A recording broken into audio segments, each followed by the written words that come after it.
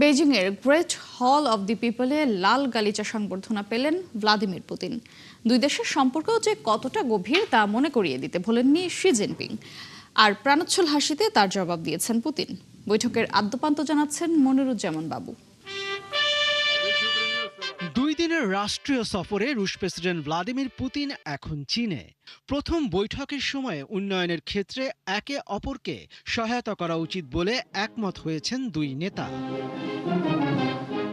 খুব অল্প সময়ের জন্য বৈঠকে বসেছিলেন দুই প্রেসিডেন্ট। সে সময় চীনের প্রেসিডেন্ট শি জিনপিং বলেন, পারস্পরিক রাজনৈতিক আস্থা এবং কৌশলগত সহযোগিতা গভীর করতে পেরেছে দুই দেশই। এ সময় চীনের প্রেসিডেন্ট আরও বলেন, জাতিসংঘ নিরাপত্তা পরিষদের স্থায়ী সদস্য এবং গুরুত্বপূর্ণ বিশ্বশক্তি হিসেবে একটি দীর্ঘমেয়াদী বৈশ্বিক শাসন ব্যবস্থা গড়ে তুলতে সহযোগিতা করা উচিত চীন ও রাশিয়ার।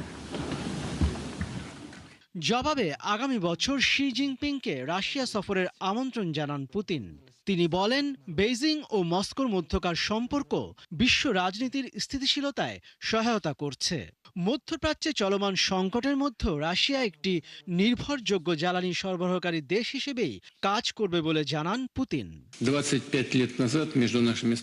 আমাদের সম্পর্ক এক অভূতপূর্ব পর্যায়ে পৌঁছেছে, যা একটি সত্যিকারের অংশীদারিত্ব এবং কৌশলগত সহযোগিতার মডেল হিসেবে কাজ করছে। দুই দেশের অর্থনৈতিক সহযোগিতার চালিকা শক্তি হল জ্বালানি খাতে রুশ চীন সহযোগিতা। মধ্যপ্রাচ্যের সংকটের মাঝেও রাশিয়ার জ্বালানি ক্ষেত্রে নির্ভরযোগ্য সরবরাহকারী হিসেবে তার ভূমিকা বজায় রেখেছে। পররাষ্ট্র নীতি সংক্রান্ত বিষয়ে আমাদের সহযোগিতা আন্তর্জাতিক মঞ্চে অন্যতম প্রধান স্থিতিশীলতা রক্ষা করে আসছে। মধ্যপ্রাচ্য পরিস্থিতি সংকটময় মুহূর্তে আছে বলে একমত হয়েছেন তারা। তবে এখন পরিস্থিতি শান্তির দিকে যাচ্ছে বলেও মনে করেন তারা। মনিরুজ্জামান বাবু, ৭১। যুক্তরাষ্ট্র যদি ইরানে আবারও হামলা চালায় তবে মার্কিন সামরিক বাহিনী এবার বড় ধরনের চমক দেখবে বলে হুঁশিয়ারি দিয়েছেন ইরানের পররাষ্ট্রমন্ত্রী আব্বাস আরাকচি। এছাড়াও যুক্তরাষ্ট্রের অত্যাধুনিক F-35 যুদ্ধবিমান প্রথমবারের মতো ভূপাতিত করার দাবি করেছে ইরানি বাহিনী। এদিকে ট্রাম্প বলেছেন, ইরান যুদ্ধ খুব দ্রুতই শেষ হবে। অন্যদিকে ভাইস প্রেসিডেন্ট জেডি ভ্যান্স বলেছেন, ইরান আলোচনা ব্যর্থ হলে যুক্তরাষ্ট্র সামরিক পদক্ষেপের জন্য প্রস্তুত। বিস্তারিত নাহিদা রিন্থির রিপোর্টে। মধ্যপ্রাচ্যে চলমান উত্তেজনার পারদ আরও বাড়িয়ে দিয়ে যুক্তরাষ্ট্রকে কঠোর হুঁশিয়ারি দিয়েছে ইরান। ইরানের পররাষ্ট্রমন্ত্রী আব্বাস আরাকচি বলেছেন, সংঘাত থেকে ইরানের যে অভিজ্ঞতা হয়েছে তাতে ভবিষ্যতে আবার যুদ্ধ শুরু হলে বড় চমক অপেক্ষা করছে যুক্তরাষ্ট্রের জন্য। যুক্তরাষ্ট্রের অত্যাধুনিক F-35 যুদ্ধবিমান প্রথমবারের মতো ভূপাতিত করার দাবি করেছে ইরানি বাহিনী। এছাড়া আবারও হামলা হলে আরও বেশি মার্কিন যুদ্ধবিমান ধ্বংস করতে তেহরান পুরোপুরি প্রস্তুত। স্থানীয় সময় মঙ্গলবার সামাজিক যোগাযোগ মাধ্যম এক্সে দেওয়া এক পোস্টে ইরানের পররাষ্ট্রমন্ত্রী আব্বাস আরাকচি এই সতর্ক বার্তা দেন। এদিকে মার্কিন প্রেসিডেন্ট ডোনাল্ড ট্রাম্প ইরানের সঙ্গে চলমান যুদ্ধ খুব শিগগিরই শেষ করার ইঙ্গিত দিয়েছেন। হোয়াইট হাউসে আইন প্রণেতাদের সাথে আলাপকালে তিনি জোর দিয়ে বলেন, তেহরান যুদ্ধ পরিস্থিতির কারণে ক্লান্ত এবং তারা একটি শান্তি চুক্তি করতে মরিয়া। আমরা খুব দ্রুত ইরানের সাথে যুদ্ধ শেষ করতে যাচ্ছি। তেহরান একটা চুক্তিতে আসতে এতটাই মরিয়া যে এসব নিয়ে তারা এখন ক্লান্ত। ৪৭ বছর আগেই এটা হওয়া উচিত ছিল। এ ব্যাপারে কারো কিছু একটা করা উচিত ছিল, আর এটা হবেই এবং খুব দ্রুতই শেষ হবে। অপরদিকে স্থানীয় সময় মঙ্গলবার মার্কিন ভাইস প্রেসিডেন্ট বলেছেন, ইরানের সঙ্গে আলোচনায় অনেক অগ্রগতি হয়েছে এবং কোনো পক্ষই সামরিক অভিযান পুনরায় শুরু করতে আগ্রহী নয়। তারপরও যদি ইরান পারমাণবিক চুক্তিতে রাজি না হয় তাহলে যুক্তরাষ্ট্র সামরিক ব্যবস্থা নিতেও প্রস্তুত রয়েছে। আমরা মনে করি আলোচনায় অনেক অগ্রগতি হয়েছে। ইরান একটি চুক্তিতে আসতে চায়। মার্কিন প্রেসিডেন্ট যেভাবে বলেছেন সেভাবে এটি নিয়ে আলোচনা করেছি।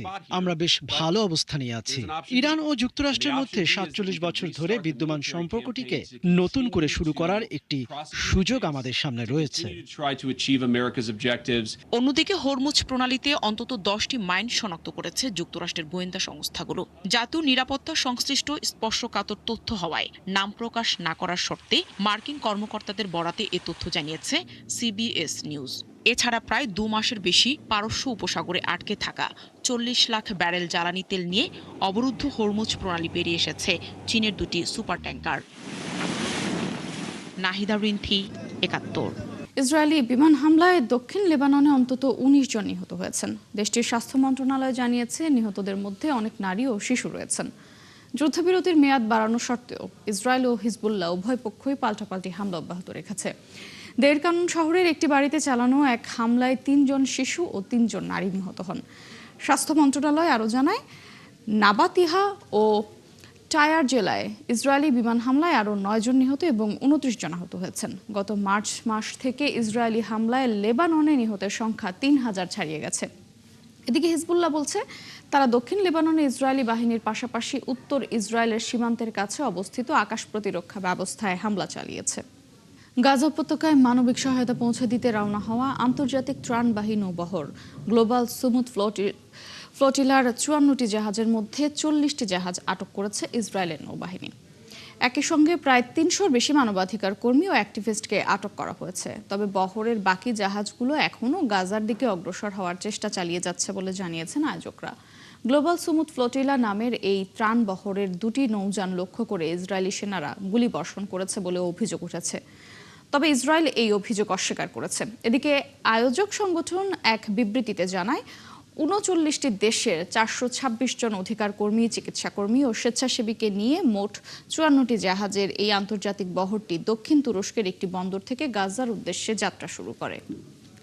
ট্রাম্পের যুদ্ধ ক্ষমতা কমানোর জন্য একটি প্রস্তাব অনুমোদন করেছে মার্কিন সিনেট। এই প্রস্তাব পাশ হলে কংগ্রেসের অনুমোদন ছাড়াই ইরানের বিরুদ্ধে সামরিক শক্তি ব্যবহার করতে পারবেন না ডোনাল্ড ট্রাম্প।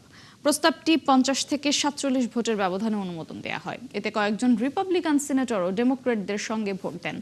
১০০ সদস্যের সিনেটে চূড়ান্ত ভোটে পাশ হলেও এটি রিপাবলিকান নিয়ন্ত্রিত প্রতিনিধি পরিষদেও অনুমোদন পেতে হবে। এরপর ট্রাম্প ভেটো দিলে সেই ভেটো বাতিল করতে সিনেট ও প্রতিনিধি পরিষদ দুই কক্ষেই ২/৩ সমর্থন প্রয়োজন হবে। এর আগে চলতি বছর একই ধরনের ৭টি প্রস্তাব সিনেটে আটকে দিয়েছিলেন ট্রাম্পের দল রিপাবলিকান। প্রতিনিধি পরিষদেও ৩টি প্রস্তাব অল্প ব্যবধানে নাকচ হয়। আবারও রাশিয়ার তেলের ওপর থেকে নিষেধাজ্ঞা শিথিল করেছে যুক্তরাষ্ট্র। আর এবার এই মেয়াদ ৩০ দিনের জন্য বাড়িয়েছে ওয়াশিংটন। ব্রিটিশ গণমাধ্যম দ্য গার্ডিয়ান জানায়, যুক্তরাষ্ট্র রাশিয়ার সমুদ্রপথে পরিবাহিত তেল কেনার অনুমতি দেয়া নিষেধাজ্ঞা শিথিলের মেয়াদ বাড়ানোর ঘোষণা দিয়েছে। জ্বালানি সংকটে থাকা দেশগুলোকে সহায়তা করার জন্য এই সিদ্ধান্ত নেওয়া হয়েছে। এর আগে যুক্তরাষ্ট্র জানিয়েছিল, নিষেধাজ্ঞা শিথিলের মেয়াদ আর বাড়ানো হবে না। কিন্তু বিশ্ববাজারে জ্বালানি সরবরাহ সচল রাখা এবং তেলের দাম স্থিতিশীল রাখার লক্ষ্যে ওয়াশিংটন আবারও এই সময় বাড়িয়েছে। যুক্তরাষ্ট্রের অর্থমন্ত্রী স্কট বেসেন্ট জানিয়েছেন, ট্রেজারি বিভাগ নতুন করে ৩০ দিনের জন্য একটি নোটিশ জারি করেছে। নাইজেরিয়ায় যুক্তরাষ্ট্র ও নাইজেরিয়ার যৌথ বিমান ও স্থল অভিযানে গত ৩ দিনে জঙ্গি গোষ্ঠী আইএসের কমপক্ষে ১৭৫ জন সদস্য নিহত হয়েছে। নাইজেরীয় প্রতিরক্ষা বাহিনীর মুখপাত্র এক বিবৃতিতে জানিয়েছেন, গত ১৬ মে থেকে ১৯ মে পর্যন্ত মার্কিন নাইজেরীয় যৌথ বাহিনী ১৭৫ জন আইএস জঙ্গিকে নির্মূল করেছে। আইএস সদস্যদের হত্যার পাশাপাশি নাইজেরিয়ার বিভিন্ন এলাকায় গোষ্ঠীটির বেশ কয়েকটি চেক পয়েন্ট, অস্ত্রাগার, লজিস্টিক কেন্দ্র ধ্বংস করা হয়েছে বলেও বিবৃতিতে উল্লেখ করা হয়। পশ্চিমবঙ্গের ফলতা আসনের পুনর্নির্বাচন থেকে সরে দাঁড়িয়েছেন তৃণমূলের প্রার্থী জাহাঙ্গীর খান। প্রার্থিতা প্রত্যাহারের সময় শেষ হয়ে যাওয়ার পরেও এক্সে দেয়া এক পোস্টে এমন ঘোষণা দিয়েছেন তিনি। এই সিদ্ধান্তের পেছনে অভিষেক বন্দ্যোপাধ্যায় কিংবা তৃণমূলের শীর্ষ নেতৃত্বের কোনো নির্দেশনা রয়েছে কিনা তা এখনও জানা যায়নি। জাহাঙ্গীরের ঘোষণার পর গেরুয়া আবির নিয়ে উচ্ছ্বাসে মাততে দেখা গেছে পদ্ম শিবিরের কর্মী এবং সমর্থকদের।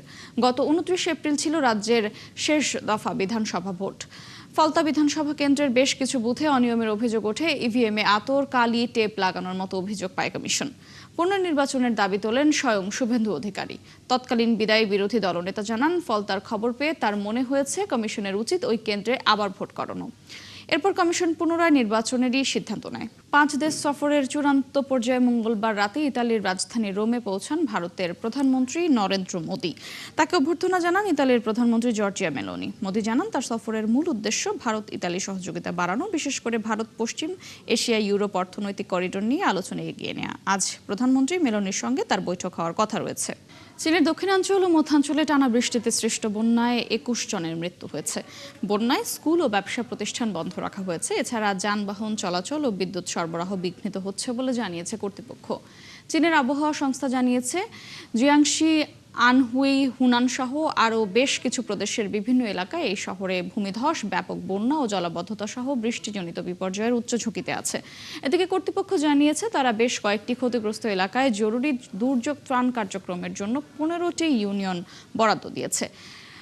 অন্যদিকে হুবেইয়ের মধ্যাঞ্চলীয় শহর জিংঝোয়ের অনেক বাসিন্দা হাঁটু সমান বন্যার পানিতে আটকা পড়েছে। রাস্তায় থাকা বহু গাড়ি প্রায় ডুবে গেছে। এছাড়া চীনের দক্ষিণ পূর্বাঞ্চলীয় গুয়াংশিতে ভারী বৃষ্টির মধ্যে 15 কৃষি কর্মীকে বহনকারী একটি পিকআপ ট্রাক বন্যা কবলিত নদীতে পড়ে যাওয়ার পর 10 জনের মৃত্যু হয়। পেরুর ইকা এলাকায় 5.9 মাত্রার একটি ভূমিকম্প আঘাত এনেছে। এতে একটি স্থানীয় কবরস্থান ক্ষতিগ্রস্ত হয় এবং সমাধিস্থলের দেয়াল ধসে কফিনগুলো উন্মুক্ত হয়ে পড়ে। কম্পনে ব্যাপক ক্ষয়ক্ষতি হয়েছে সারাজা কবরস্থানে। সান বেনিতো অংশের প্রায় 20টি সমাধিস্থল ধসে পড়েছে। প্রতিরক্ষা মন্ত্রী আমাদেও হাভিয়ের ফ্লোরেস উদ্ধার কার্যক্রম সমন্বয় এবং ক্ষয়ক্ষতির পরিমাণ নির্ণয় করতে ক্ষতিগ্রস্ত অঞ্চল পরিদর্শন করেছেন। রাজধানী লিমা এবং অন্যান্য নিকটবর্তী অঞ্চলেও ভূমিকম্প অনুভূত হয়েছে। এ ছিল আজকের আয়োজনে। বিশ্বের আরও নতুন কিছু খবর ও বিশ্লেষণ নিয়ে আগামীকাল সকাল 9:30টায় আবারও হাজির হবে বিশ্বযোগ।